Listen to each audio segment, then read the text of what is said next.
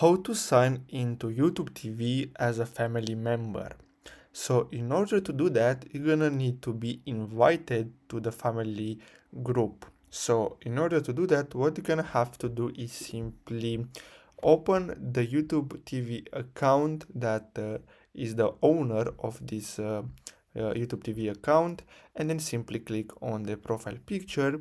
And then what you're gonna have to do is simply go to settings, and then after that you're gonna have to simply click on family sharing, and then the next step is to simply click on continue. Now after you click on that, what you're gonna have to do is simply click on continue again, and basically this will be the family manager. So basically they can add or remove family members from the list if they want. And after that you're gonna have to simply enter the email address that you want to invite to the family group, and then click on send, and then they're gonna receive an invitation. So simply click on accept invitation, and that's it. So I really hope you found this video helpful. Don't forget to like and subscribe. Thanks for watching.